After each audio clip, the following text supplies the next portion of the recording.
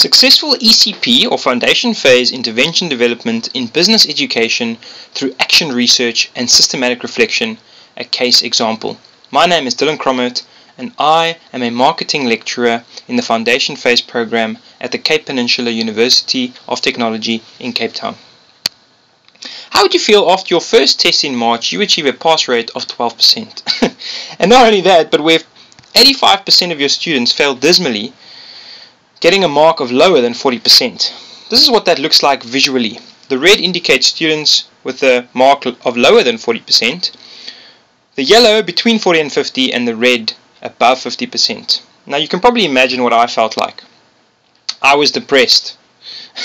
And so after a little bit of reflection, both personally and with colleagues, I decided to engage in action research, something that Parsons and Brown define as a form of investigation designed for use by teachers to attempt to solve problems and improve professional practices in their own classrooms.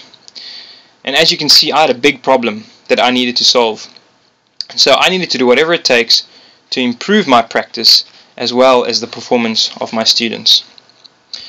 So, just quickly, the action research cycle is made up of 4 phases: planning, action, observation, as well as reflection. And for the sake of this presentation, I've added the following icons to the top of each slide to indicate which phase in the cycle we are at any point in time. So, I reflected on the reasons for the poor pass rate, and I discovered that they were as follows. Students struggled to study for marketing. They did not know how. Many were not in class because they were either stuck in registration or they had not come to Cape Town yet from wherever they live in South Africa or in Africa. Many didn't have textbooks. Many struggled understanding all the new business words in English.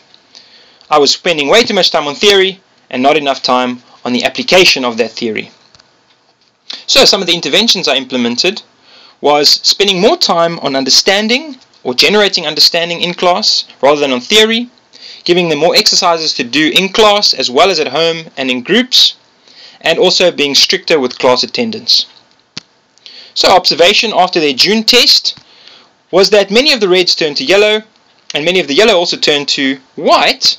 Their pass rate just more than increased from 12% to 26%, with only 11 getting between 40 and 50.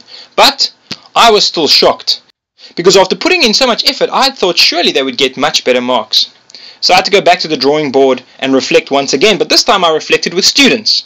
I did in-depth interviews with every single student to discover what the problems were rather than just assuming what they were. And I discovered that many students had not chosen marketing as their first choice.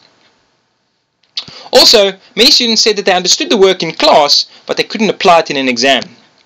Many struggled to study for marketing as I had assumed. Many struggled remembering all the new English words. Many didn't always understand the questions in an exam.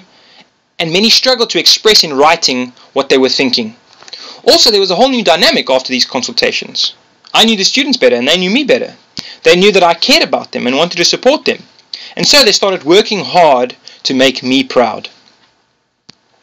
Some of the interventions I implemented was I scrapped the PowerPoints that we get from the publisher and I developed new ones that included images, video, audio, and other engaging elements. I started combining theory with study skills to equip them academically by teaching them things like using acronyms to remember lists. I also gave them mastery tutorial sessions where they needed to do exercises over and over until they got it right and got 100%.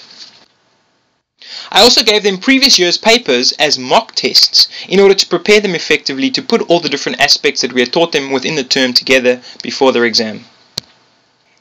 A very important assessment-based intervention that we implemented was as follows. We found that students struggle with English and also don't have a very good general knowledge.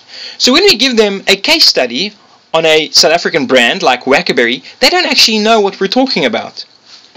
What ends up happening is that they don't know how to apply their theory effectively because they don't understand the case. So we decided to introduce the students to the brand before the time and so empower them by increasing their cultural capital so that they would not be excluded when they get to the test. This would actually allow us to test what it is that we taught them and encourage constructive alignment and allow the marks to paint a much more realistic picture of what the students actually know. And that's exactly what happened. After their third test in September, many of the students began passing. we achieved a pass rate of 71%, and only 6 students were now receiving a mark lower than 40%. And you can just imagine how I felt, and this is exactly how the students felt, absolutely elated. In conclusion, although I do not have a foolproof plan when it comes to dealing with some of the problems that ECP students face, by reflecting systematically and following an action research approach, I believe I've found some valuable tools to help address some of the problems and ultimately see our students and universities achieving better results, and for that I'm very happy. Thank you very much.